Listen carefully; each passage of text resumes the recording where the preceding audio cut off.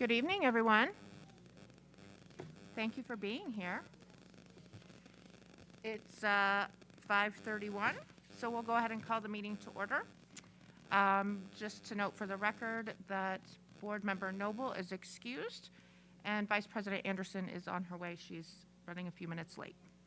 So with that, we will get started with the agenda first. The Pledge of Allegiance.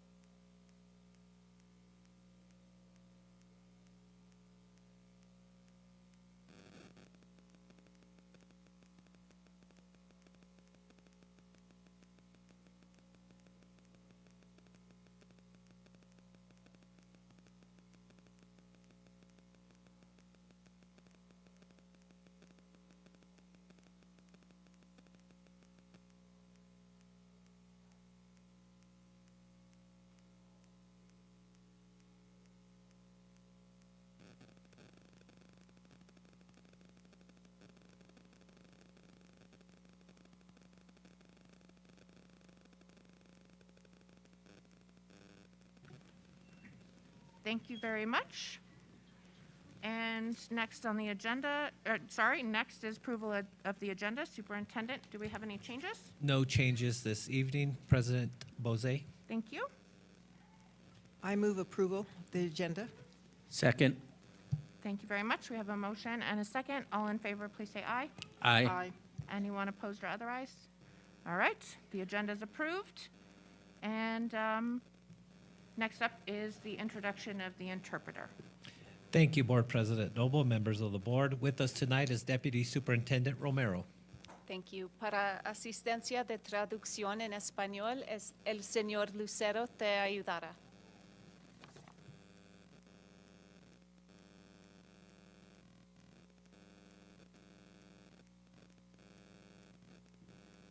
Thank you very much.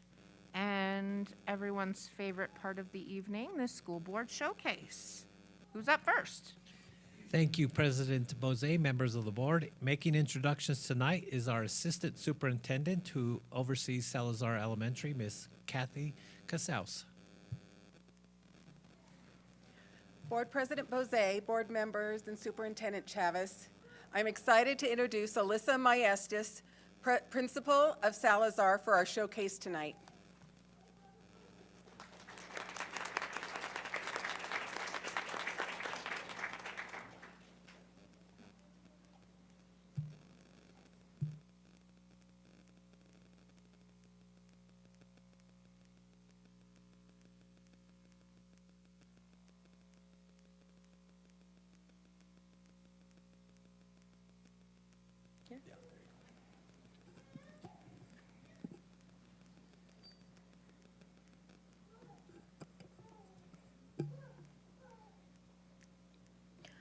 Good evening, President Bozay, members of the board, and Superintendent Chavez.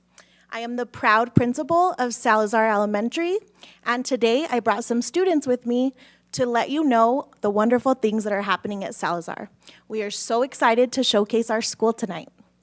One of the things that we often remind students is that nights shine bright. So today I have asked each student to share one word about how they shine bright at Salazar. With that, I'll hand it over to you, Elizabeth.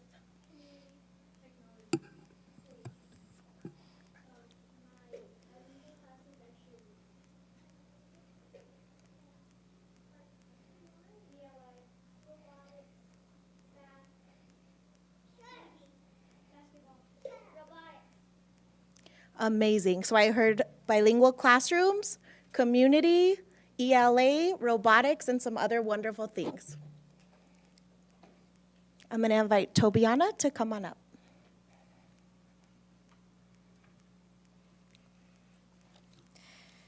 Good evening, Superintendent Chavez and members of the board. My name is Tobiana Garcia. At Salazar, we start our day by reminding students that they belong, they are loved. After the pledge, we recite these words. At Salazar Elementary, you come first, you belong, and you are loved. En esta escuela, tú vienes primero, tú perteneces, tú eres amado. Knights are kind students who never give up and show integrity in all we do. Our grit, gratitude, and hard work as a team will help us shine bright and change the world. Go Knights. I want to thank students that are on this panel who helped perfect our Knights pledge that we recite. It took a lot of work, but we added words, took them away, and recently got it translated. So we can't wait to learn both versions and recite it to you next time. I'm going to invite Elizabeth Wernsing to talk about our garden.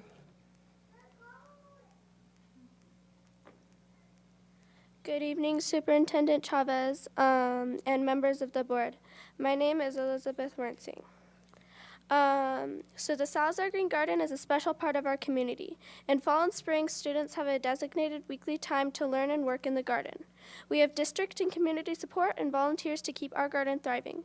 This fall, our garden produced plums, apples, peaches, rhubarb, mint, lemon balm, and more. Our garden and volunteers also participate in the Adelante Food Bank program so that we can give back to our community.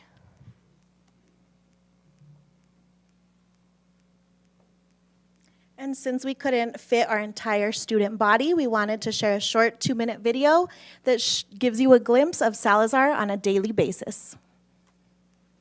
Good morning, Salazar. I have some.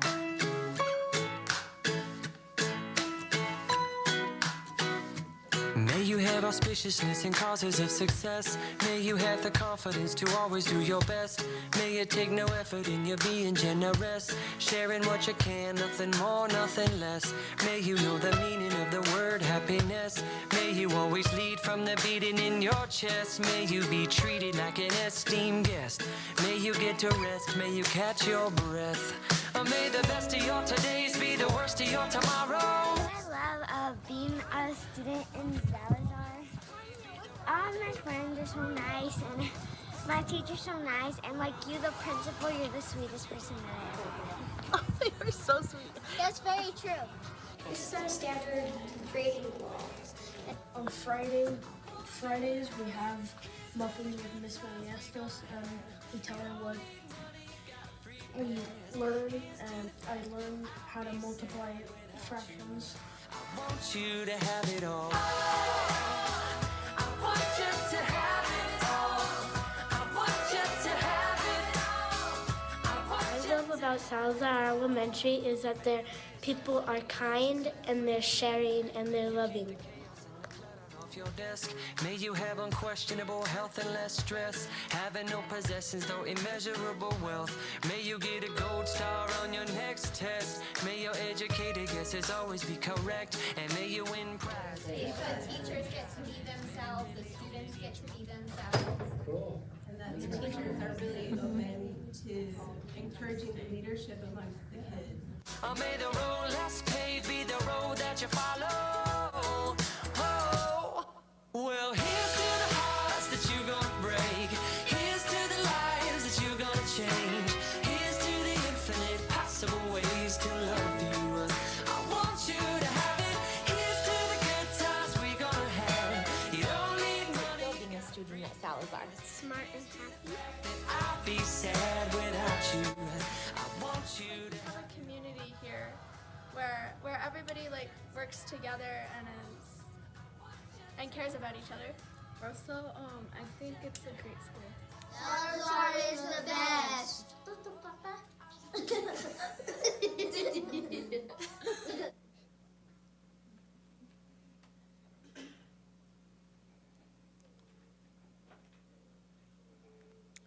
Thank you. And for our last slide, Clinton Dom, please come on up.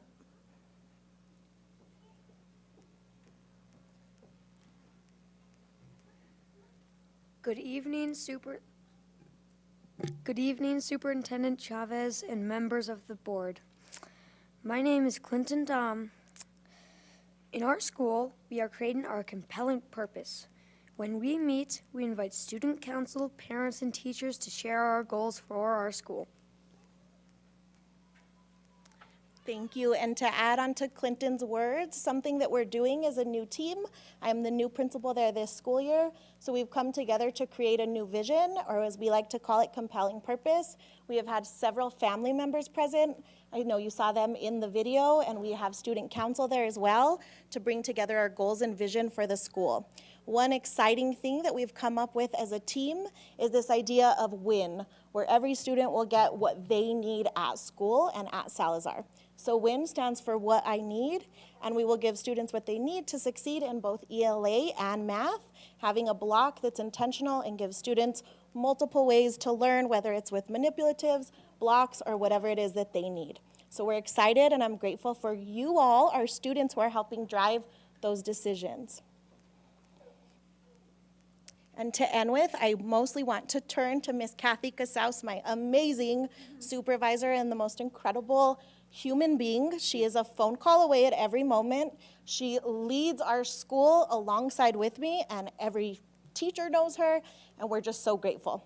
I'm also honored to work in a district where I look around and see district professionals that help us all the time, whether it's at PLCs or wherever else. So I'm so grateful to work for a district where I feel supported, and I know our students and staff do as well.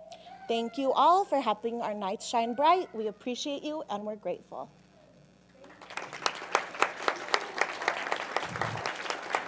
Go ahead, sir. Thank you.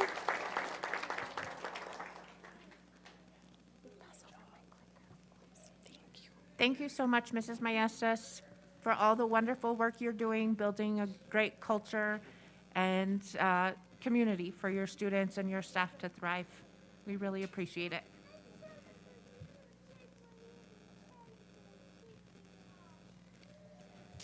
All right, next up is our Executive Director of Curriculum and Instruction, Mr. Peter McWayne.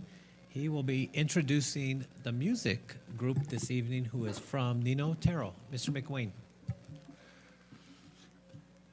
Board President Bose, members of the board, Superintendent Chavez, it's my pleasure to be able to introduce Nino Otero's third grade singers. I tell you, if you were cold outside, these little people are going to melt your heart. Thank you so much for inviting us to perform. Katie Lord, their teacher, teaches choir and general music at Nino Otero Community School, and she has served SFPS for 2 years. In 2012, she graduated from the University of Arts in Philadelphia. She is a singer and actress that performs in musical theater productions with local theater companies. In honor of the up-and-coming Valentine's Day, the Nino Otero third grade singers will perform All You Need Is Love by the Beatles. Please enjoy the performance.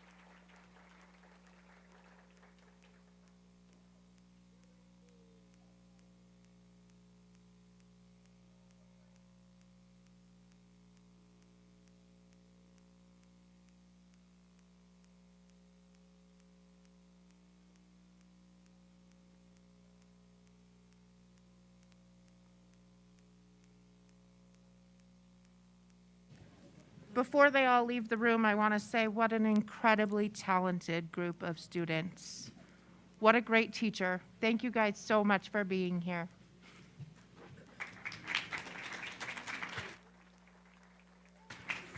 And Board President Noble, I do want to recognize Trish Garrity, principal of Nino Otero. She's out there greeting and thanking all the kids. Trish, thank you. Thank you for being here tonight.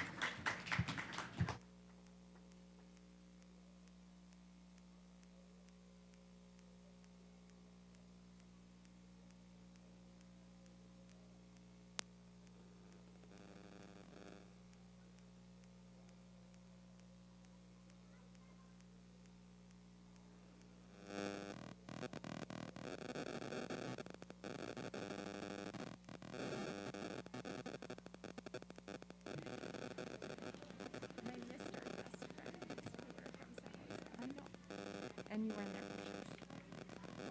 You were in their pictures.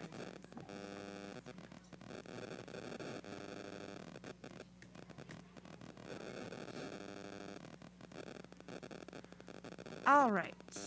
Next on the agenda is public forum. Thank you, President Bozay. With us tonight, as always, is our Public Information Officer, Mr. Cody Donarski. Mr. Donarski. Good evening, Board President Bozay. I got that right, Superintendent.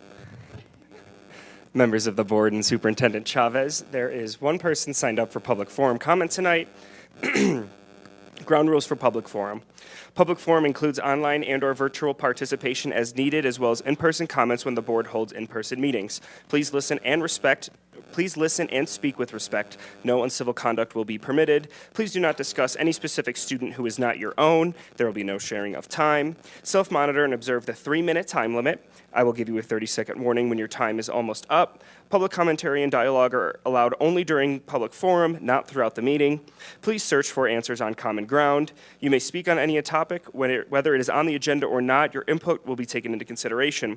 Please be advised that the board may discuss your issue during the meeting, but by law, the board cannot take action on items that are not on the agenda. Please do not discuss employee matters which may result in disciplinary action. Instead, notify the employee's supervisor, the Human Resources Department, or the superintendent. The one public forum comment tonight, it was sent in by Jennifer Warren, but there are a few contributors / interested educators, just putting that out there. Thoughts from educators regarding extended learning time for students in New Mexico. We teachers in Santa Fe are asking that legislators and decision makers consider creative options that actually address learning and constructive educational outcomes rather than adding hours / days to the school year. Simply adding time to a student's day / year is not a solution to poor educational outcomes in our schools. That becomes quantity, not quality.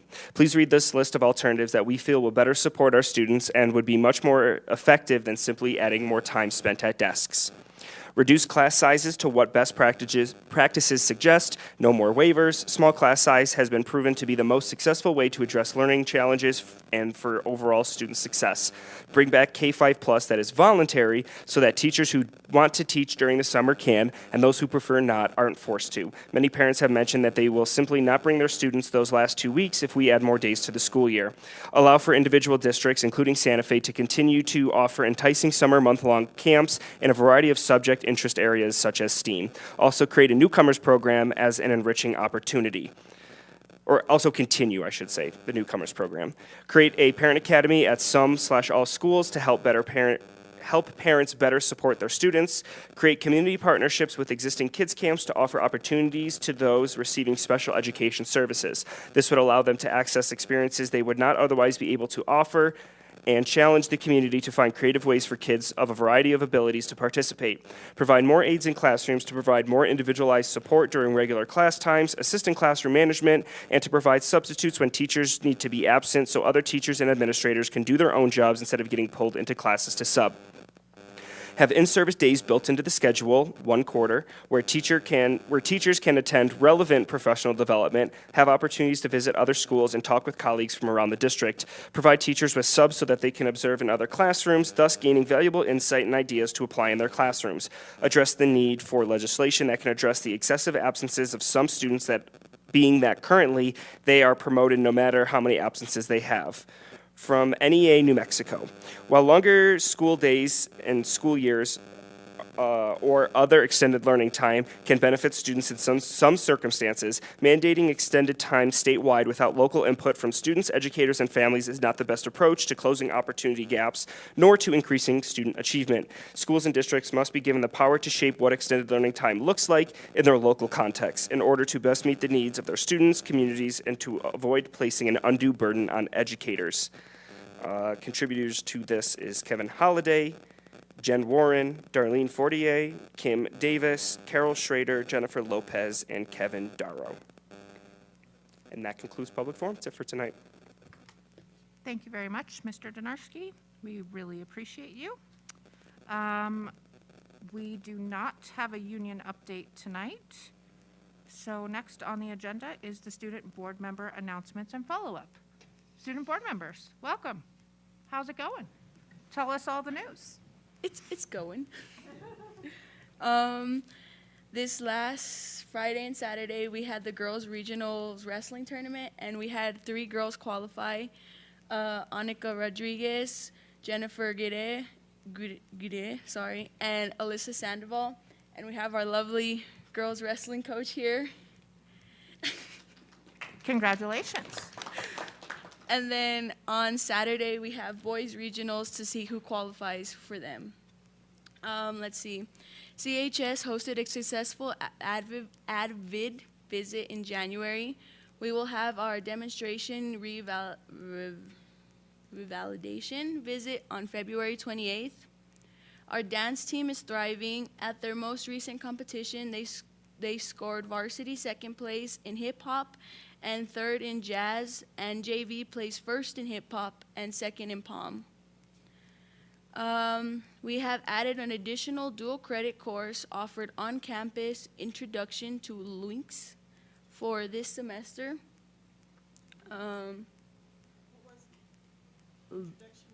Linux? Linux. Oh, Linux, sorry. Oh, I'm terrible. Our WAVE group visited the Roundhouse and advocated for gun control measures. Our esports team has been invited to the New Mexico State University eSport Invitational on March 3rd and 4th. We had a successful Jaguar Connection, which is our annual event hosting incoming freshmen to help them transition to high school. That is it. Oh, and I got to visit the Capitol and sit behind Senator Peter Wirth, and I got to sit on the floor and he introduced me. I also got to meet the Lieutenant Governor, sorry. Geez, I got to meet Senator Stewart, Senator Gallegos, Senator Rodriguez, and Senator Worth? I saw a picture. Yeah, I sat with Senator Wirth, but I met one more, Solis. Senator Solis, I believe? Souls, sorry. I cannot remember names, I'm so sorry. But yeah, that was really fun. I got to shadow Miss Dr. Gonzalez around.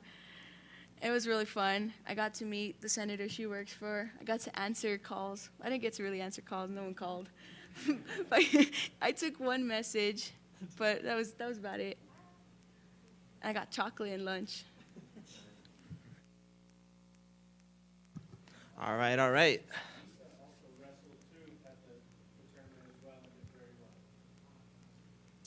All right, let's see.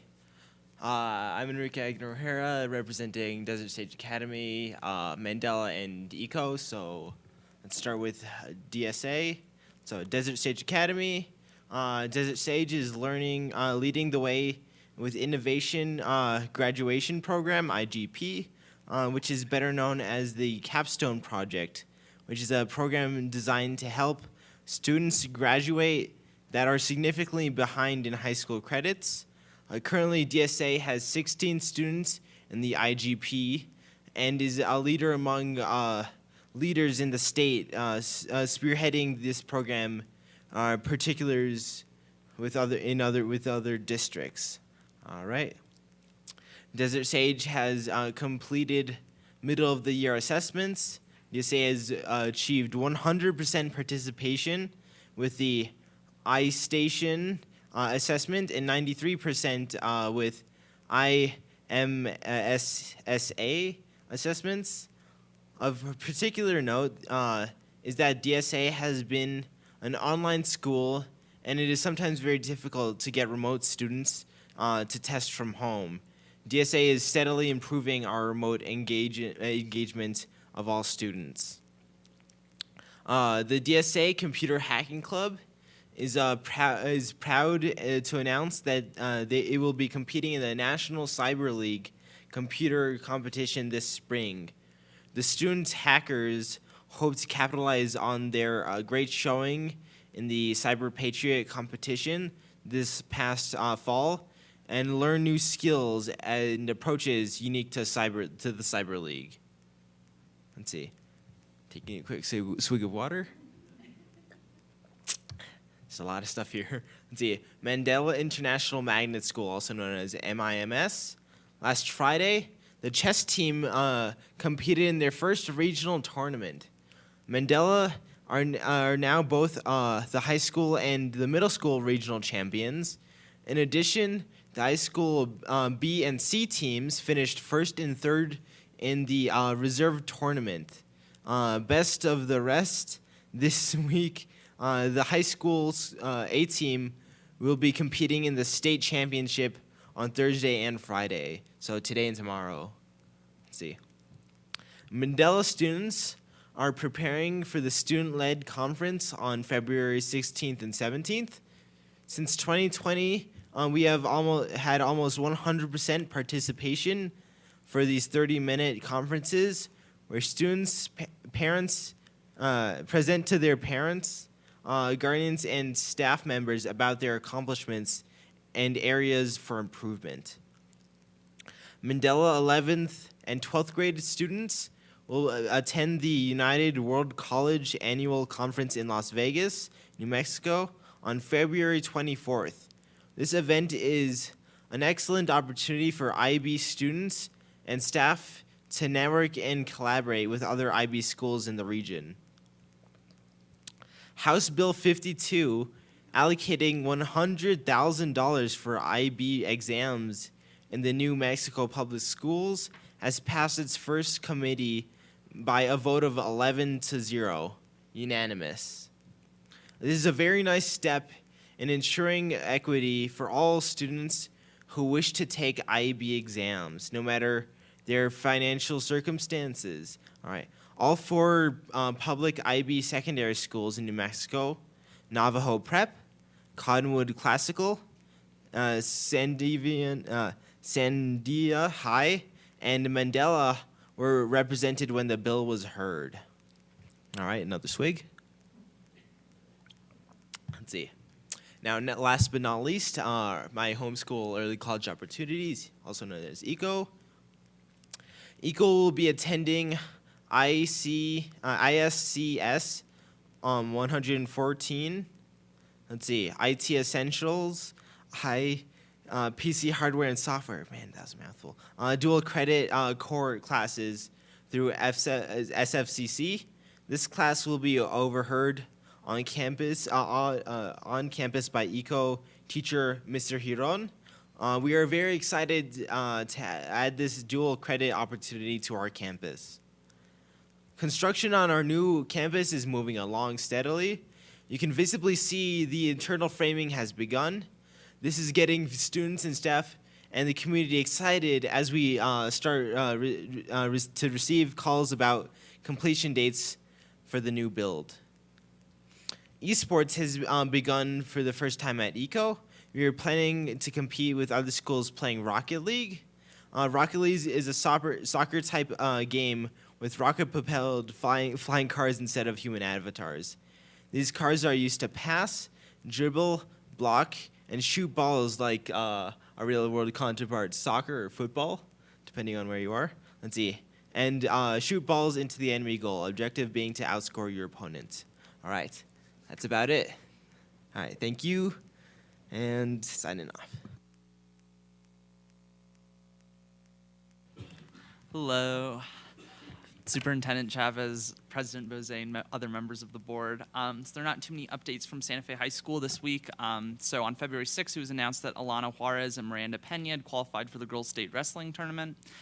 Santa Fe High's Demon Cheer brought home first place in our game day division and received grand champions by having the highest score of all competing cheer and dance teams.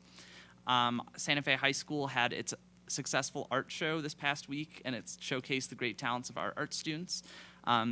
And I'd like to congratulate our speech and debate team, where Josh Almeida, who's a sophomore, took home second place in humorous interpretation at the Cleveland High School tournament in Rio Rancho. This year's team is fabulous, and the next competition will be the Congressional New Mexico District qualifiers on February 11th. And also, our National Honor Society is hosting an Arroyo cleanup event this weekend, and NHS has sent several students to volunteer as student judges at science fairs across the district. And then also last week, our Youth and Government Club was able to send a group of students to the Roundhouse for the day, and they were able to sit in on the Senate Education Committee, which was very exciting. Awesome. Thank you so much. Love those updates. Next are board announcements and follow-ups. Do any board members have any announcements or follow-ups? Yes, Dr. Gonzalez. I just wanted to say to any of you that I'm working the session, and if any of you want to come and visit like Nisa did, and I can get you on the floor, I can get you into offices, and it's kind of an exciting experience, so take me up on it. Thank you. You won't make us answer phones, will you?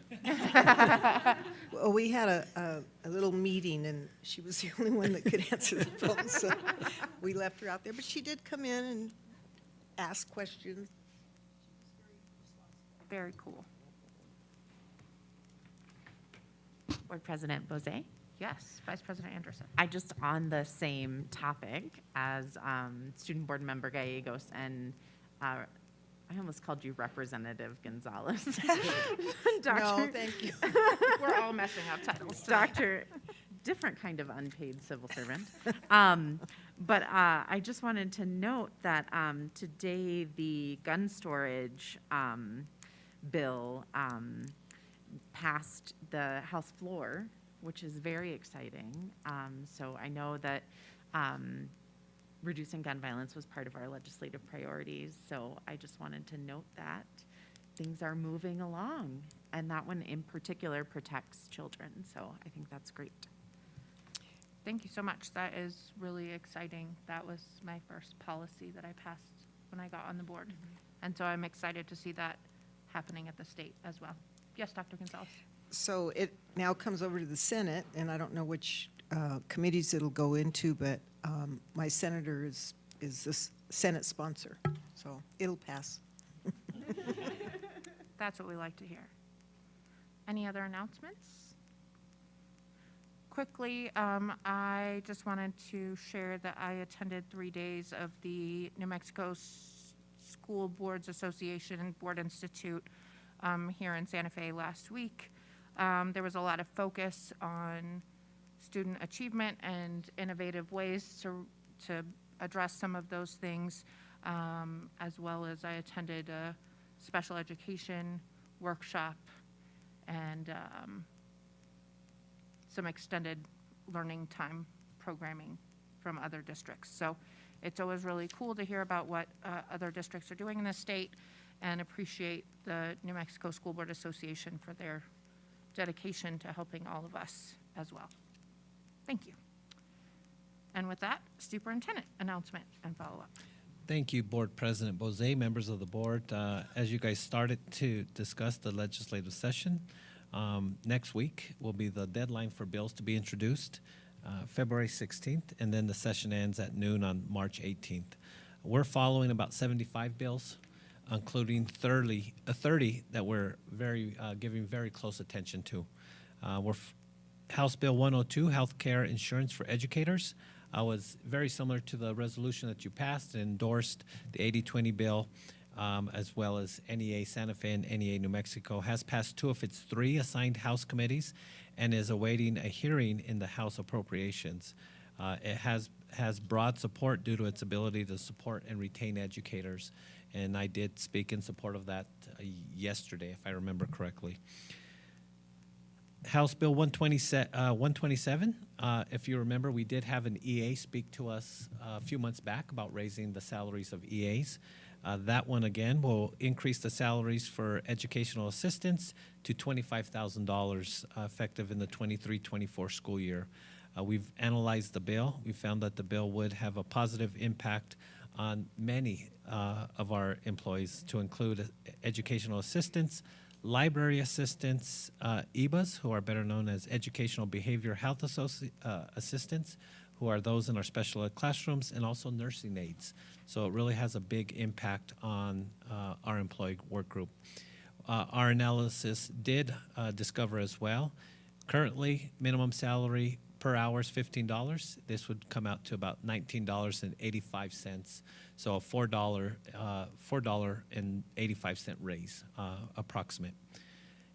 House Bill 130 is the K-5 Plus program, would bring the number of school hours to 1140 or 1,140 for all schools at all levels. Okay, so this is for all school grades, K through 12. The bill has passed 2 of its 3 assigned House committees and is also awaiting a hearing from the House Appropriations. It has broad support due to its flexibility and support for teachers and teacher development. So within that 1140, up to 60 hours of professional development can be counted towards that new state minimum. That flexibility comes in many fashions, can be hours, minutes, or days. It's really going to be up to the flexibility of the district to implement how we want to get to that new minimum. And just to make note, our secondary schools already meet the 1140. We are shy at the elementary school, if I remember correctly, by about 56 hours. Okay, so that's, you know, a big change for elementary age students and teachers that we'd have to work with the union, our staff, you guys as well, to get them up to the 1140. Senate Bill 4, Healthy Universal School Meals, has passed the Senate Education Committee and is awaiting a hearing in the Senate Finance Committee. The bill ensures high-quality meals at no charge to all students attending schools operating the National School Lunch Program and the School Breakfast Program. And we were very fortunate to host the Senate Finance Committee at Ramirez Thomas. They had a great time. The kids really engaged with them and wanted to tell them thank you. We appreciate you for coming out and visiting us. Then, as you mentioned, I won't go over this, but the firearms bill. So that was part of it, and that has passed, and we're continuing to watch that as well. House Bill 217 for our student board members, 16 and 17-year-olds as qualified electors, has its first hearing on Saturday before the House Government Elections and Indian Affairs Committee, and the committee meets at 1 p.m. in room 309. So if you want to be there to provide that support, it's again on Saturday, 1 p.m. in room 309. 2 of our tracking bills have passed the House and are headed over to the Senate. The House Bill 43, Affirmative Consent Policy in Schools, which amends high school graduation requirements to require that health education courses include a standard of affirmative consent. So yes means yes. Affirmative consent is defined as an affirmative, conscientious, and voluntary agreement to engage in sexual activity. House Bill 125, Dual Credit Task Force, which would require an examination of current dual credit course offerings, enrollment practices, faculty hiring process, student support services, credit transferability, and barriers to increase dual credit participation. So I'm glad that they included a second class or an initial class at Capitol High. In addition, we've been successful, and you guys as well, bringing concerns regarding attendance and the Attendance for Success Act. Some of our concerns have been addressed in Senate Bill 367, and Senator Pope is carrying that bill. There are some changes that we asked, you guys asked as well, and we're very grateful for everyone listening to us. As noted in the phone call today with superintendents and the PED, the governor has put forward $17 million to support attendance improvement around the state. $1 million would be for statewide attendance programs, and the remaining 16 will go out to schools around the state by enrollment. Currently, we're funding our attendance coaches through ESSER. So this would help replace that funding source. And just rough estimates, looks like we could include a sixth attendance coach. So again, very grateful for everybody who supported that bill. And again, those that were listening to some of the needs around the Attendance for Success Act. And then to make note, we'll send this out to the board members on your calendars. There's going to be recognition at the Roundhouse of Santa Fe Public School employees and a school. Gabriela Kahawai, Acequia Madre Elementary, and Tara Hughes.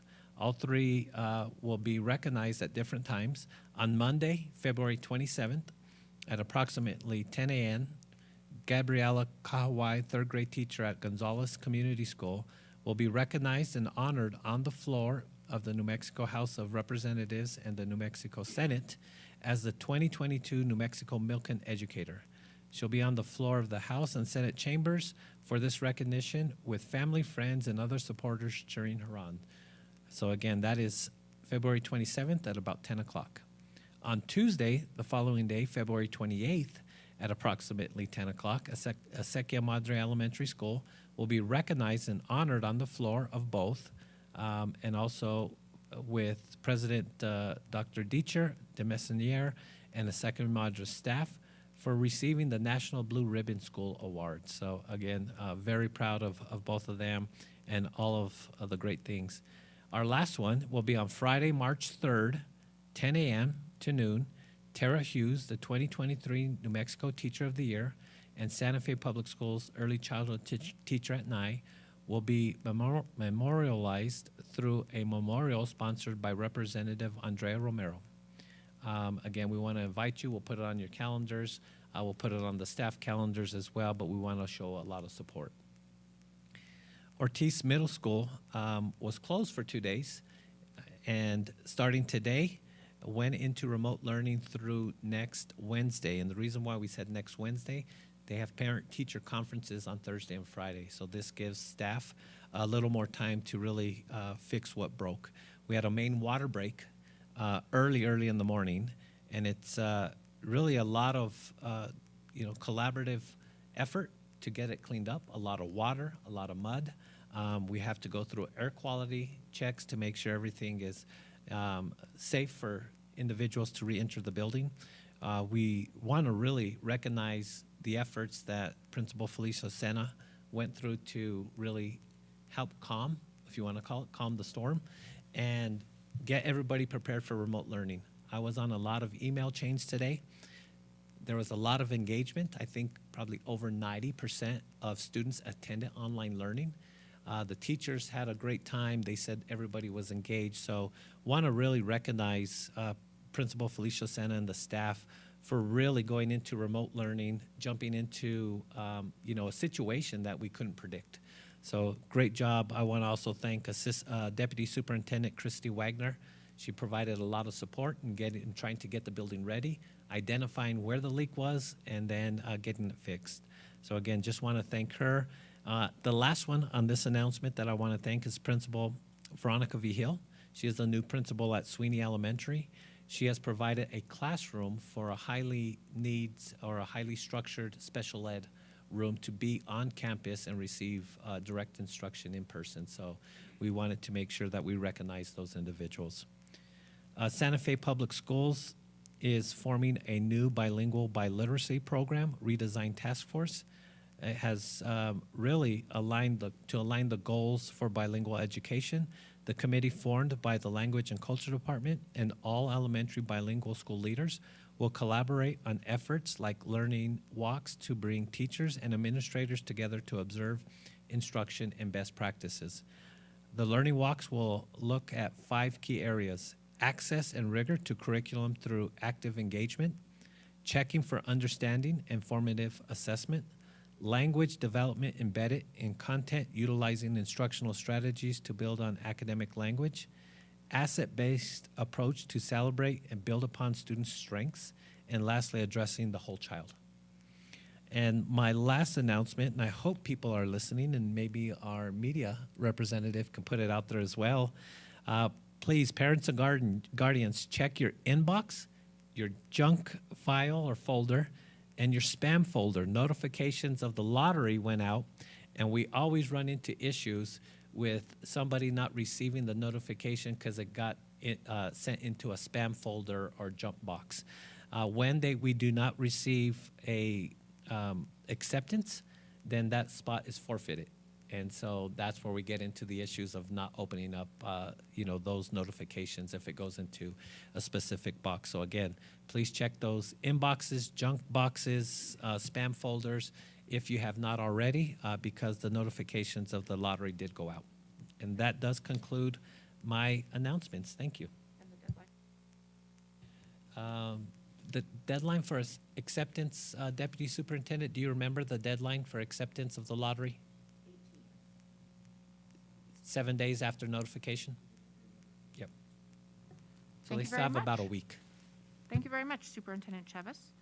I especially would like to say thank you for the legislative updates, for you and the district leadership's advocacy at the Capitol in the last few weeks, and also to our community partners who worked so hard on that affirmative consent bill. It's really phenomenal work and very, very important work. So I want to recognize that and how important it is and how much and how long they've been working on that. Thank you. Yes, Vice President Anderson. Thank you so much, President Bose. I had a question that's on the topic of affirmative consent. And I'm so proud of everyone who worked on that. And I know I sit on the board of Girls Inc. of Santa Fe, and we had tons of teens who are involved in that program on our Teen Leadership Council who worked really hard to get that passed. So I know there were lots of youth involved, and I think that's so great. I was just wondering what our health education, and in particular like healthy sexuality education, looks like in Santa Fe Public Schools. Thank you, Vice President Anderson, members of the board. So that's a topic we've been discussing ongoing because some of the practices that we currently have in place may be outdated. So we want to make sure that we're always up to date at all grade levels. And so we're always ensuring that, one, if it's at a secondary level or any level, it's meeting the standards set by the state. But even the quality of instruction and the method that is being provided, we are taking a look at it, and we may be bringing something forward very soon. Awesome. And on that subject as well, to make sure then that that's standardized, because I know that was the thing that I was bringing up last year when we talked about health education, that there are some programs that schools bring in to do this or that or the other thing, but it's not across the board, and the fact is that it should be happening like that across the board. Agreed. Thank Agreed. And we'll make sure that we make note of it for our student wellness department to take a look at and investigate where it's not uniformed. Wonderful. Thank you. Any other comments, questions, concerns? Okay. Then we have our presentation. Thank you, Board President Bose, members of the board. Making introductions tonight is our Deputy Superintendent of Teaching and Learning, Ms. Vanessa Romero. She will be making introductions of two of our presenters tonight. Many of you guys may know one. This could be the first time for the second one presenting, but they are not only... She's hiding behind. Yeah. They are not only valuable members as we speak about family engagement and comprehensive literacy grant, but really these two individuals spearhead our standards-based learning initiative. They're the ones providing PD, answering questions, so I don't want to overlook that. These two individuals are extremely valuable with moving the district forward and being innovative. So with that being said, Deputy Superintendent. Thank you. Good evening, President Bose, members of the board, Superintendent Chavez.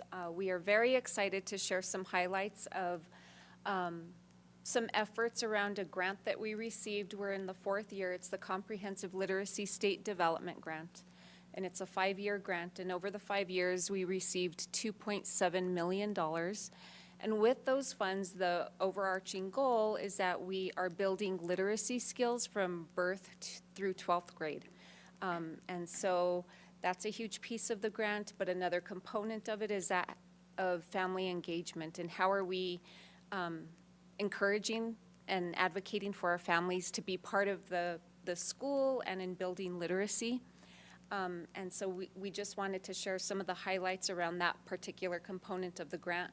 As I said, it builds literacy skills, but that includes biliteracy for our bilingual programs.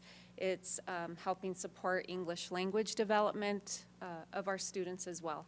And as Superintendent Chavez said, the work of Peter McWayne and Kristen Lewis has been amazing. They're great supports, and they're going to share some amazing highlights over last year through this past semester. So we're super excited to celebrate the efforts made.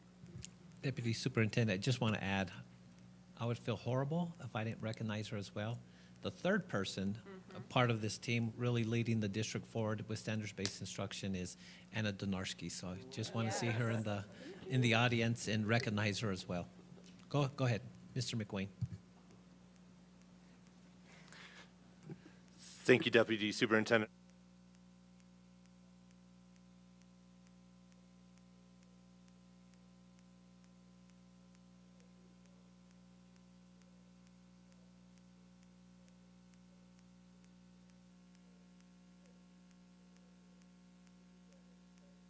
Oh, thank you, sir. We established 10 specific goals that really hit at our grade level bands and really dial into backing off from our district strategic plan to make sure we have tactics that support increasing literacy from birth to grade 12. And it begs the question, why did Santa Fe Public Schools prioritize family engagement on a comprehensive state literacy grant? We did this because on the backs of mountains of research showing that as we bring families in and we start to blur the lines between home and school and we really embrace the concept that it truly does take a village, as we bring families in under the umbrella of literacy, we can illustrate what literacy really is, because it's not just reading a book. It could be seeing a play, it could be talking about a TV commercial. As we bring these families in to our schools, there are many, many studies that support that students perform better, negative behaviors decrease, school culture increases, teacher-parent relationships are augmented, teacher-student relationships are increased. All of these things come together to support the child at learning. And I just so much appreciate us bringing in the students in the beginning of this, because it helps us focus on why we're doing all of this work and really what is important and what's at stake. So if we look at our in 2020, 2022, 21, 22, the district was going through a lot of changes. And during this time, our family engagement specialist for our CLSD grant changed positions. She became our early childhood reading specialist, which left a vacancy. We're stewards of the public money and we don't want to take those opportunities lightly, so we came together and we determined what was the best way to really leverage bringing families into our sites. And we determined that dissolving that position at the district level, taking the money from that FTE and infusing it, cash infusions into the sites, to really elevate people that are already at the sites, already know the culture, already know the families, supporting them in the endeavors of systematically bringing them in under the umbrella of literacy. All the family engagement events we're going to talk about, we're going to see and hear tonight, are all literacy events, every single one. So as we bring these families in from 21, 22, we're monitoring the participation rates of families and students over the course of a few years. The reason why we're starting with 21, 22 is because it was really our new benchmark. I'm sure we're hearing this a lot with a lot of the data that's coming in. Our first 21, 22, we had 13 schools participate, and the reason why we didn't have all of our schools participate is because we're also part of an air impact study, where we have a third-party evaluator that's looking at the impact of our CLSD grant tactics. Our 12 schools that were not participating in this were the control group during that study for 21, 22. That air impact study has concluded. We don't have the results from it yet, but the study has concluded, which allowed us to expand our treatments to the other schools. And now we're canvassing across the district at 25 schools. Good evening, President Bose, board members, and Superintendent Chavez. When we dissolved the position, we created a community of practice where we asked for a family engagement leader from each school to come work with us. And that community of practice has two large goals. One of our goals was to build a district vision of what do we want for family engagement, what should that look like, and what does our community need and want. And we used the PED engagement toolkit, and through that, our engagement leaders did surveys at their schools, both of their parents, community members, teachers, to really study what did they want family engagement to look like. They took those survey results and we came together and came up with a district vision that we wanted all families to feel welcome at any of our events. And by doing that, we needed to focus on creating a welcoming environment and making an inclusive and respectful community where all voices are equal and heard in all events. So that's what we've been working on, and our family engagement leads come together. They have action plans of steps that they follow to make sure that we're touching all our families and all our schools, and that we're differentiating because different schools have different needs, and we want to make sure that we're meeting the needs of the school. Our family engagement leaders are really keyed into what their community needs and wants, and they're adjusting their engagement activities based on that. And then the second big goal is every school has set a goal of having 4 events across the year. And through those events, really widening our scope of what is literacy. So instead of it always just being a book and reading, looking at it and how does it come through in music? How does it come through in our grocery shopping and storytelling, and even conversations you can have with kids after they watch a cartoon or a movie on TV. So we're really trying to widen what we consider literacy events, and our family engagement leaders have come into a practice of sharing the events they have at their school and what's worked, and then other schools are starting to take that on. So we're no longer very siloed and different schools doing their own thing, but we're now sharing our practices with each other and our resources. And we're also leaning on other departments and community partners and seeing how we can bring them in to support a lot of this.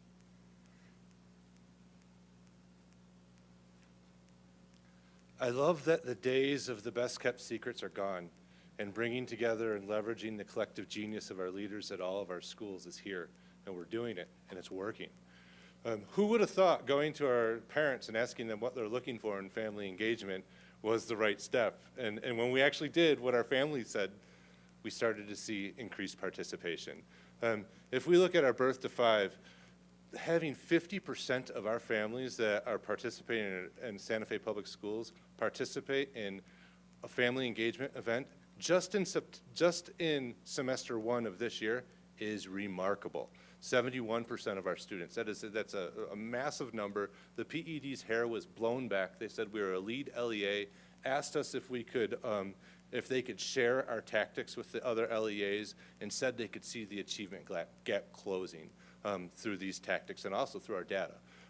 Our K-5 and 6, we see last year we had 1.75% of our parents and guardians participating in our events, and we ramped that up to 15% just in September, or just in semester 1. And again, this is just by leveraging the advice of the people that are coming. And then in high school, we know high school is it's hard to engage families in our secondary, and we're still hitting 7.5%. And I want to remind everybody, these are for literacy events. These are specific literacy events. We've had 50 events so far in semester 1. Over almost 4,000 parents and guardians have attended, and same with students, 4 events per year. So something that the grant has really catalyzed is us making data-informed decisions on a granular nature, specifically regarding family engagement. So by disaggregating the parents that are attending, we can see in semester 1, we had 778 parents attending these events. 85% Home language L1 is primarily English, 15% is Spanish. That information is important. That information helps us develop tactics to make sure that our values are being represented in our practices. And then when we look at our student participation, we can see some spikes and we can see some opportunities for growth, and every single grade level is represented and represented well. We're extremely proud of this. And so these next few slides is the data gathered from those parent surveys. And it's really just helping us, it's giving us evidence to show that we are moving towards our goal of making all families feel welcome. So just in semester 1, when these surveys were given out at the literacy events, we had over 500 parents strongly agree that they feel welcome anytime they come to the school. We have over 500 responses, again, where parents feel like all teachers and staff are polite and friendly and help them regardless of what they're coming in for. We sharing best practices and really leaning on how do we keep our families informed of the events that are happening in the community and at our schools. And our family engagement leaders and parents feel like we're getting better with our Remind and our social media communication.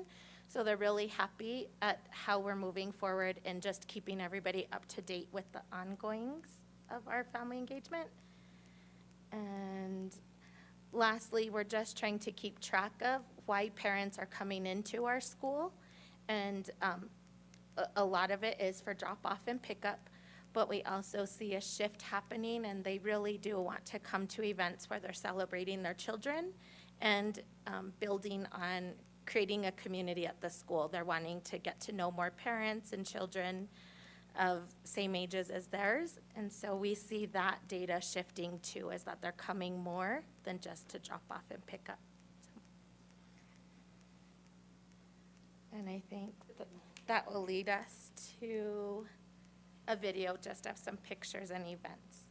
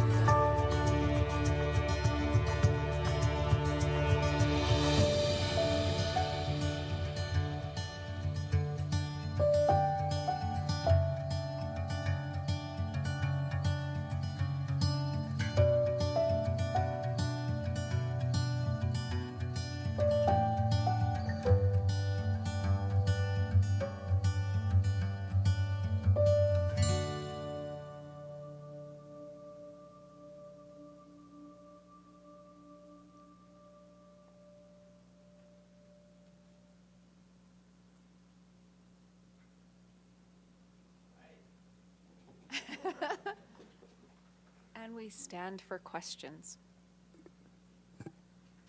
Do any board members have questions or comments? Yes, Dr. Gonzalez? President Bozay, members of the board, I'm just curious how many schools we have. We were asking each other. We have 26. So one school isn't. 28, sorry. Huh? 28. 28. So 3 schools aren't participating? Which are the 3? We have 3 schools that are not participating. Tezuke, Adelia, Carlos Gilbert, and the reason is because they were not able to identify somebody to be a family engagement specialist at their school in spite of the stipend. And it just highlights that, money doesn't solve everything, and I think we're just seeing this as we go through the pandemic. Then talent is at a scarcity. And one last question, are all the events, I can see that they're bilingual, but is there an interpreter there for Spanish-speaking families, or? I would say that they do have bilingual supports at the schools. Okay. Yes. Thank you. Thank you, President Bose, Superintendent and members of the board. I have a few questions because I wouldn't be me if I didn't have a few questions. I'm looking at this page with the sticky notes, and I was just reading over those in the gray box about the barriers to entry for families at family events. And I'm seeing some that are fixable, like communication. Great. As a parent, Remind is like my best friend. And I signed up to get Remind and the text messages and the emails, so my phone just like explodes every time anything happens, which is great. Transportation, I'm sure, can be an issue that's fixed. But I see a couple that seem really difficult for the schools to address, which are time and people just not having enough time, people working, people taking care of their kids, sports, all that kind of stuff. And a feeling of discomfort in the physical space, potentially not feeling welcome. I know that lots of parents have trauma from school. We weren't always the way that we are now. And I know, like, I was just talking in an IEP meeting with my one of my daughter's teachers about how I used to be scared to talk to teachers about certain things. I've gotten better.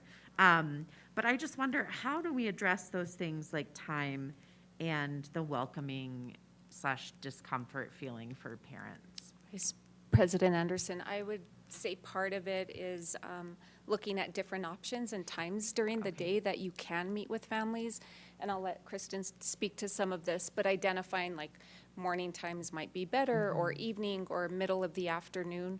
For myself as a principal, I always got with the community to see different times and then offer events at different times. But since Kristen met with these leaders, maybe she has more ideas from the school side. And I just want to add one thing.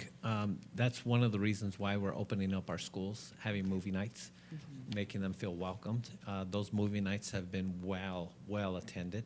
So again, we want to continue to do some of these projects so they feel welcomed and they feel that comfort of being on school campus. And when they're showing up, I remember if my parents showed up, I was in trouble, right? We all were. But we want to make sure it's a welcoming, it's fun, it's engaging, and it's a safe place. Great. And I think the survey from each of our leaders, that's what we've found is certain schools, their populations need different times. So we have some sites that do family engagement right at 3 o'clock when school's dismissing, because that's what their parents said. It's easier for me to come in at dismissal. And then we have other schools that are very much like not till 6, because that's when we get off. So we have through the toolkit produced by PED, there's barriers and things to look at, which is how we got our survey. And we're trying really hard. Another one, so you mentioned time and then that comfort. I think each school is approaching it differently, but making sure that communication goes out in all the languages needed at their site. We have some new refugee newcomers, and those schools are doing a really good job at getting stuff translated for them as well. So I think I feel confident that our family engagement leaders are starting to be really comfortable with the needs of their school. And then through the toolkit and through our community of practice, really talking through how do we get our flyers translated in the other languages?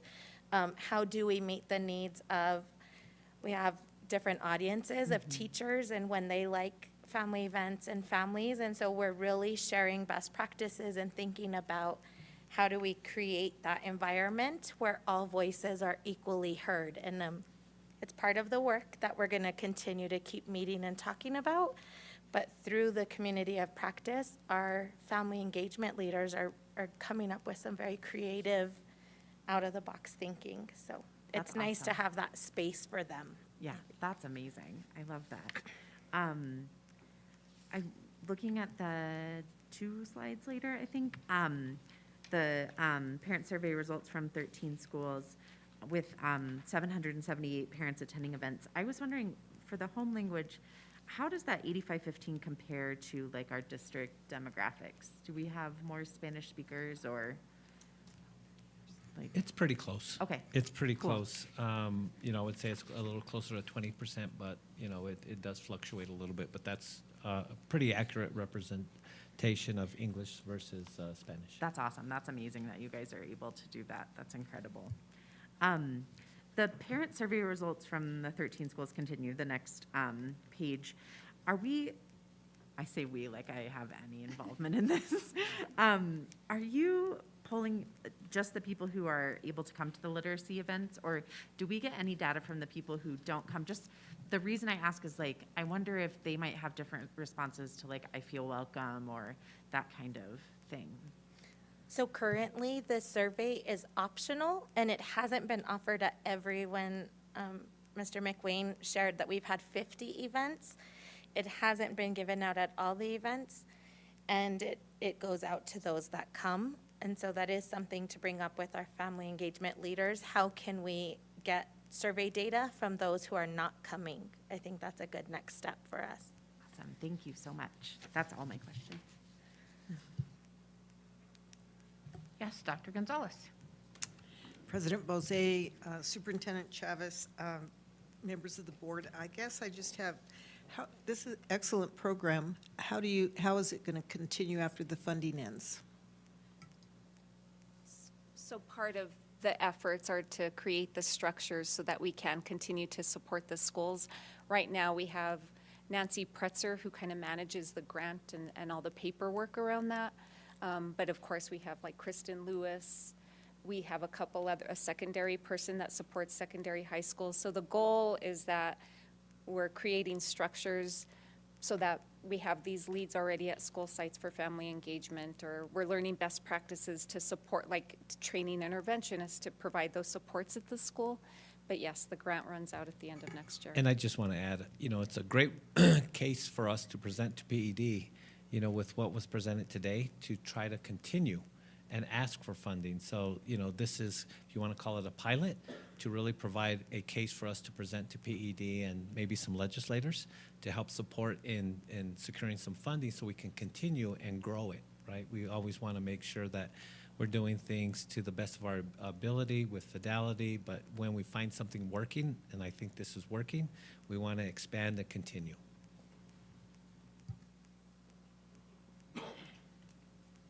Thank you. Anyone else? Okay. Well, I just would like to say thank you to Ms. Lewis and Mr. McWayne. This presentation, you know, what the superintendent just said, except I was just going to say, like, this is my love language. Like, decentralized, like, meeting families where they are, more of this everywhere. Thank you so much. And one of the really amazing things that I heard at the conference last week was someone made the comment that culture eats data for breakfast, which isn't to say the data doesn't matter, but it's nothing without the culture. And if you get that piece right, everything else gets better.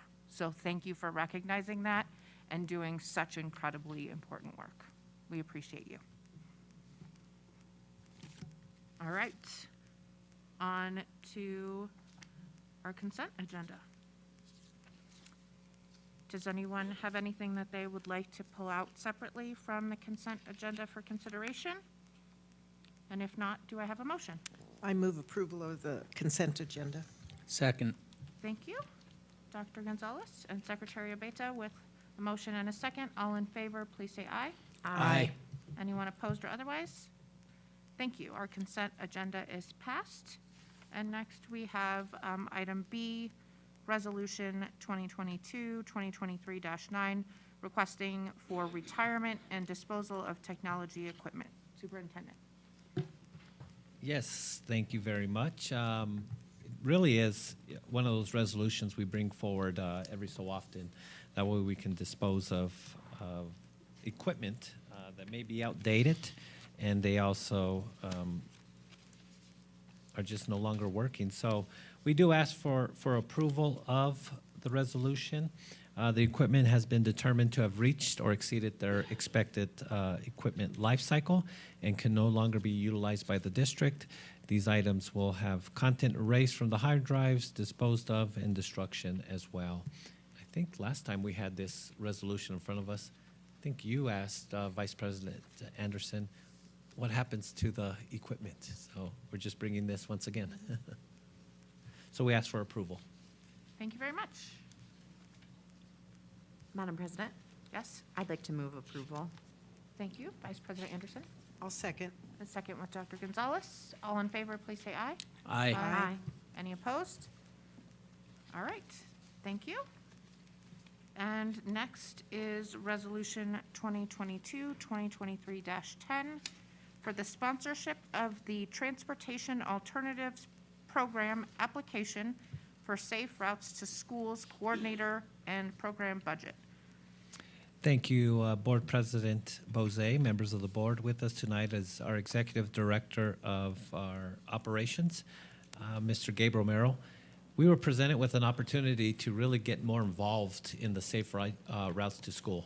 This was a great opportunity for us to be kind of a lead partner in this, and so we took that offer up, and Mr. Romero will talk to you a little bit about Resolution 2022-2023-10. Thank you, Superintendent, President Bozay, board members.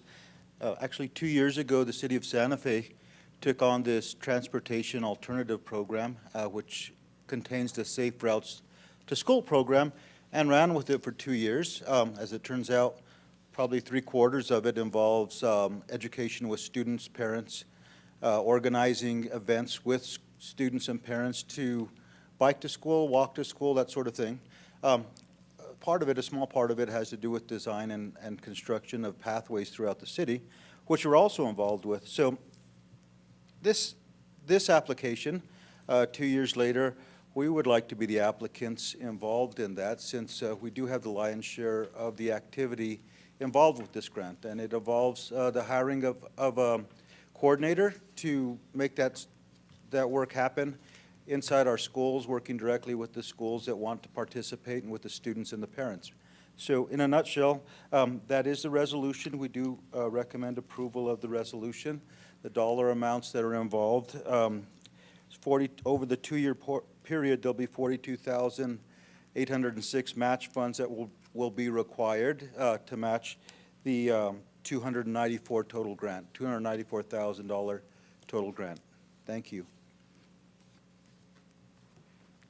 Thank you very much. I will make a motion to approve the resolution for the sponsorship of the Transportation Alternatives Program application for Safe Routes to Schools Coordinator and Program Budget. I'll second. Thank you very much. All in favor, please say aye. Aye. Any opposed? Thank you very much. All right, we are on to our board discussion and possible action. My name's on there a lot.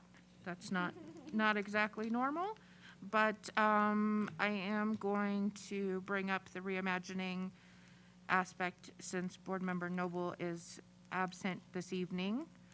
I'm particularly curious to hear from everyone, including the student board members, how, if at all, what you're doing as far as reimagining right now. I would just like to say for myself, that I met this afternoon with Dr. Sheila Hyde, who is working on the Reimagining Steering Committee, and she and I are talking about magnet programs. I came from a district where I raised my oldest daughter, where there were many, many magnet programs, and those were just programs inside of schools. They weren't separate schools. They often didn't involve any special teachers. I mean, all teachers are special, but as far as specialized training or needing any additional responsibilities. So she and I are kind of doing some research on magnet programs across the country and how they're done in different sorts of districts as ways to provide more opportunities for students and families in the public schools. Anyone else would like to chime in? I would love to hear updates. Yes, Ms. Gallegos.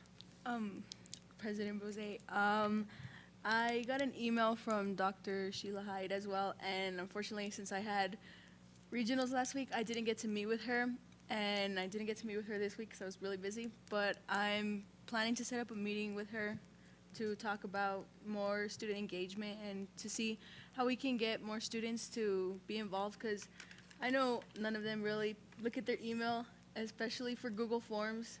So maybe we can try different alternatives, like maybe ask the principal to send it out as an assignment for advisory or something. But like what you said with the magnet programs, my freshman year when I was in Austin High School in El Paso, I was part of their New Tech program, and it was really fun. We did project-based learning, and over there the path was public service. And it's really fun. Like, they had different ones, but for Austin, it was public service. And we had law enforcement class. We got to visit the jail. It was like, it brings a lot more opportunities than just regular classes. So I think that would be a very good idea. Thank you very much. Yes, Vice President Anderson. Thank you so much, President Bose. I was excited to meet today with Crystal Ibarra and Dr. James Lujan, who I both knew from my days on the Equity and Diversity Council before I became a board member. And we were able to speak about, Dr. Garcia and I talked about my sort of pet project, if you will, being engaging Indigenous families in the reimagining process. And so we talked today at length. We ran about 15 minutes over our time about how to engage Indigenous folks in this reimagining process. And we identified 3 sort of core constituencies of students from K-12 and their input, and families, so, you know, and not just parents, but grandparents and aunties and uncles and cousins and folks coming in, and also staff members. And I shared some of my experiences that I've shared with you all before, which is that I never had an Indigenous teacher through my K-12 career, despite growing up in Oklahoma, which has more Native folks than any other state. And my daughter had an Indigenous teacher for pre-K, and it was transformative. There is something really special about being able to share, if not the same culture, a sort of larger, maybe pan-Indigenous culture with someone. It's really important. And so I look forward to hearing the feedback from staff members, particularly about how we can recruit and retain more Indigenous educators and other staff members. So we talked about that. We talked about who to engage within the district in order to make these things happen, and also how we can work with community partners like maybe Santa Fe Indian School, the Santa Fe Indigenous Center, to really engage community members who maybe even are not attending SFPS schools, but who live within our community, who are able to give us some input on particularly how to serve our Indigenous population. So I'm really excited about it. I very much trust Ms. Ibarra and Dr. Lujan to really make things happen. And I know, Superintendent, they were going to follow up with you.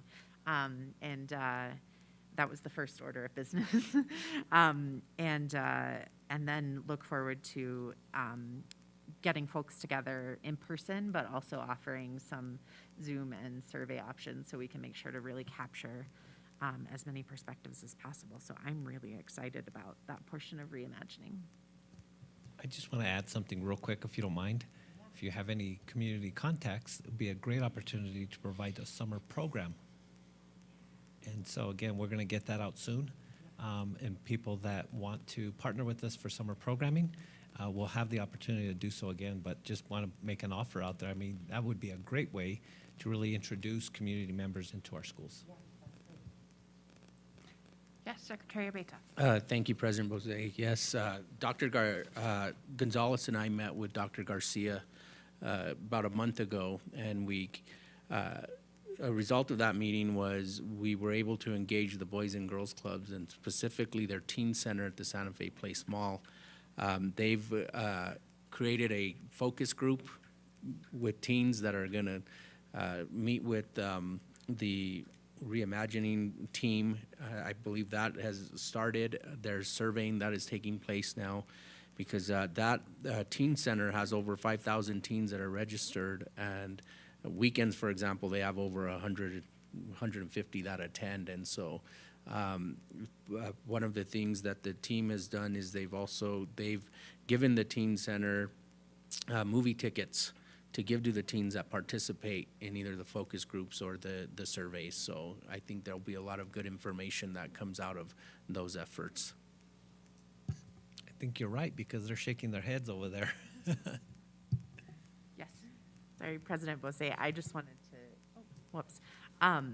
When I talked to Dr. Lujan today, he mentioned that those were going really well and that the kids would be doing it with or without the movie tickets, but that they were really excited about the movie tickets. And I have to tell you that my children love the mall, and so we are at the mall an inordinate amount of time. And every time I walk past that teen center, I'm like, how do I non-creepily work my way in there, because it looks awesome.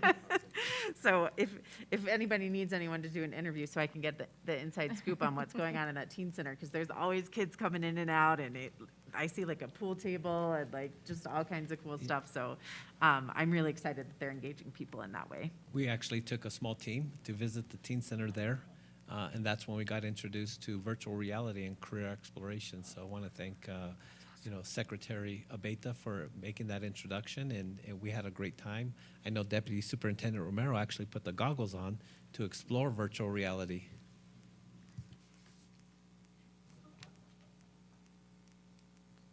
Super cool. Well, thank you.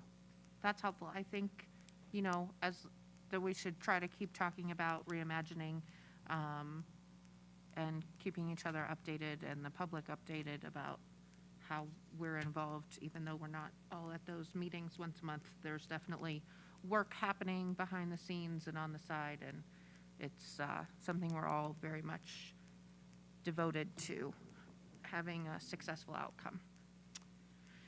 All right, next on the agenda is a CRC note there, and that item is on the agenda tonight primarily because the CRC was preparing to review their roles and responsibilities document, and the board feels like this work should be done at a joint study session this spring.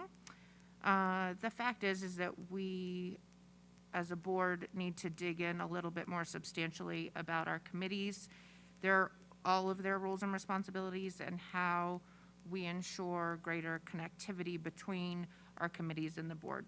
So we're just going to address those roles and responsibilities documents a little bit later in the spring altogether. Yes, Secretary Abeyta. Thank you, President Bose. We had a similar discussion at Audit Committee today, and the need to take a look at the same thing with the Audit Committee.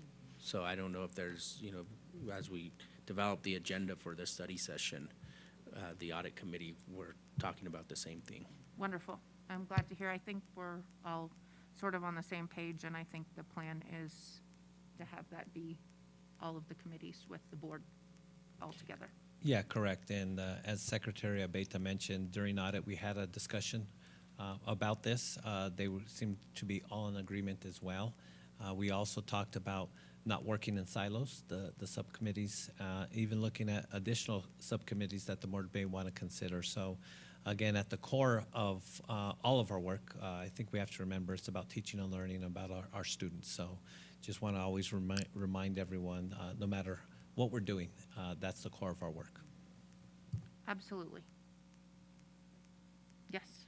Thank you, Board President Bose. Since we have the CRC on the agenda, I just wanted to bring up the fact that I am very well aware that I have a vacancy on the CRC, and I have lots of wonderful people in mind, maybe not lots, but I have some wonderful people in mind for that vacancy, but I have not told any of them that I have them in mind for the CRC. So I'm going to be speaking with some folks. I've spoken with the superintendent about kind of, casting a wide net to make sure that we get someone who, like the superintendent said, really centers teaching and learning and students and families, as we discuss these things, because that's really what we're all about. And I love the idea of having subcommittees of the board who can inform us on various things. I think, talking to youth, like talking to families, talking about equity would be really important for us to think about. So that, I thank you, Superintendent, for bringing that up. Absolutely. Yes, thank you. And please, when you do have a person to nominate, let me know in advance, and we'll make sure to put it on the agenda so that we can take action on that nomination. Okay. Next, we have item number C, the Excellence for Student Achievement Award. The New Mexico School Boards Association is requesting nominations for Student Achievement Awards to recognize those who have played an important role in improving student achievement at the local level. The deadline for submitting nominations is Friday, March 10th. To meet this deadline, the board will need to take action on the nominations by the March 9th meeting. Last year, we presented 16 awards, with some going to groups of individuals, like to all the Golden Apple Award winners. To finalize our nominations, last year, 2 board members considered our nominees. Are there 2 board members who would be willing to work on this over the next few months? Few weeks. Few weeks? Yeah. Right. Yeah. I'll do it. I'll help. Thank you very much, Secretary Abeta. So it's a little bit confusing because the word student is in this over and over, but these are for people who work with students. It's not for Correct. students, it's for people who work with students, so teachers, staff, et cetera. And so what's the action that we take there? Think about who you'd like to nominate and Correct. send it to the superintendent. Correct. And then he will share it with Vice President Anderson and Yeah, Secretary Abeta. and just for a little bit of background, can be teachers, student nutrition workers, principals, community groups, you name it. It's open for all nominations. Again, we'll receive all of them, we'll vet it, we'll organize it, and then I'll meet with the 2 board members to review it, and then come back with nominations for the board to accept and approve. So again, we've had many individuals, even some of those in the room tonight have received those awards. So just be creative, be thoughtful of who you want to nominate, and send them my way. Yes. Thank President you. Anderson. Thank you, President Bose. Am I remembering correctly last year that nominations came not just from us, but from a lot of folks around the district? You are correct, Okay. Vice President Anderson. Not only from you guys, my staff and others Yes. also made those Okay, nominations. great. Excellent. Because we know things, but we don't know that many We things. don't know so. all the things. We definitely don't know all the things. And again, as a reminder, NMSBA covers a certain number of awards, and the district picks up the rest because, let's celebrate all the people there are to celebrate. There are lots of them. Let's see. Excuse Yes. me, President, Superintendent Chavez, President Bose. Yes. Let's see, would it be possible for me to nominate someone of interest? Absolutely. All right, thank you. Thank you. Any other questions, comments? Yes, Dr. Gonzalez. President Bose, and actually Superintendent Chavez, we have these two applications here for charter schools. So what do we do with that? By law, I have to give you guys the notice of intent at a scheduled meeting, at a publicly scheduled meeting. So you have that as part of meeting that requirement. So that's just for notification at this point. We will wait to hear whether or not they apply through the state or the district, and then when that hearing takes place. So Okay. it's just notification. Thank you. Okay. And then there is one more item that is not actually on the agenda that Board Member Anderson and Vice President Anderson and I wanted to bring forward. If the board is in agreement that we would like to develop a board anti-racism policy. And I believe Vice President Anderson has some things to say about that. Yeah, absolutely. And Secretary Bose, we didn't talk about this, so I'm just bringing on. You're secretary, Oh, and I'm secretary. I'm sorry. We're both secretaries. President Bose. See, I did it. You're not the only one. So I really went back there quite a ways. I would love for us to talk about an anti-racism policy and an anti-oppression policy if we could, because I think we have heard, like there are unfortunately racist things that happen in our schools. And we recently heard about some religion-based incidents happening from Rabbi Neal, and I know that you all are working with him on battling, anti-Semitic remarks and actions. We've all seen a rise in anti-Semitism. There's a rise in anti-Blackness and anti-Asian violence, anti-indigeneity. So I think it's critical that we work together as a board to ensure that we do have an anti-racism policy and perhaps expand that out to an anti-oppression policy to, sort of incorporate actions against folks because of their religion or their nationality or,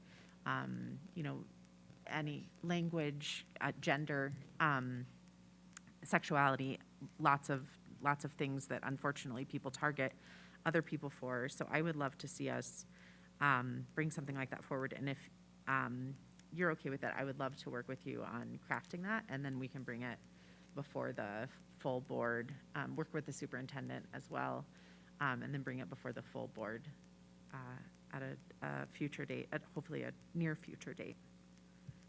Yes, thank you. And of course, we have discrimination and harassment policies. We have anti-bullying and anti-harassment policies. There is, in the last few years, a movement to very strongly be anti-racist. Mm-hmm. It's not simply enough to have these protection policies, but we need to have framework built in that's really structurally anti-racist. Mm-hmm. So it's just sort of a natural progression of the policies that we have in place to make them more in line with really addressing the structural issues and making sure that everyone is protected and safe in schools. Is the board in agreement with that? Thank you. Nodding heads. President Bose. Yes, Vice President Anderson. Maybe we could also work with our student board members. I would love that.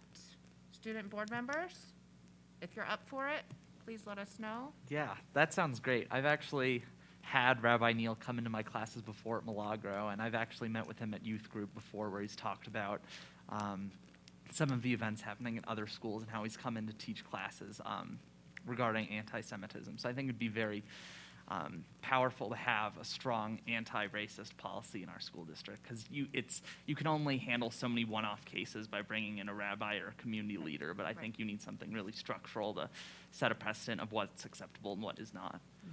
Yes. I second that. All right. Lovely. Well, we look forward to working with you. Yes. Thank you, President Bose. Do you mind if I add another Please. piece of discussion, just separate from the anti-racism policy? I just wanted to bring up that the National School Board Association has a conference coming up. I've talked about this with President Bose. There is an online option for board members, and the offerings look amazing. Like, there are some really incredible workshops that they're doing and seminars. And I believe that we can earn our continuing education credits through the National School Board Association as well. So we might want to take a look at it and see, who wants to go. And then if we're work through the superintendent and see, like, maybe one of us can go to this and one of us can go to that, or, work something out that way. So. And we don't Yeah. even have to fly to Florida. And we don't have to fly to Florida. We don't have to give Florida any of our school district money. Nope. Let's not. All right. Is there anything else that any board members would like to bring up in the discussion and possible action items? All right. We're moving on to advanced planning. You take my sheet here. So we have, next week we have CRC. Do we have a study session? No study session next Thursday. So 2 weeks, we will be back here together on the 23rd. And very likely with an executive session in 2 weeks, so please plan on that. On this list here that you have printed out, there is a 3/16 tentative study session, and we are hoping to do that on 3/31 instead of 3/16. So if you could please, I'll check your calendars and let me or the superintendent know if that date is not going to work for you. That will be our committee joint study session on 3/31, if it's agreeable to the board. President Bose, Yes. that is a Friday. Is that Oh, correct? it's 3:30 though. Okay. Thank you. Great. I was just pulling out things in my head. Okay. So disregard the 3/16 date and have it be 3:30 instead. Any questions on that? No, I just want to add that our second meeting of that month is not taking place because that's spring break, and so that's why we decided, that it might be wise to have a study session the week after spring break. All right. With that, we are adjourned. Have a lovely evening and a great weekend. Thanks, guys.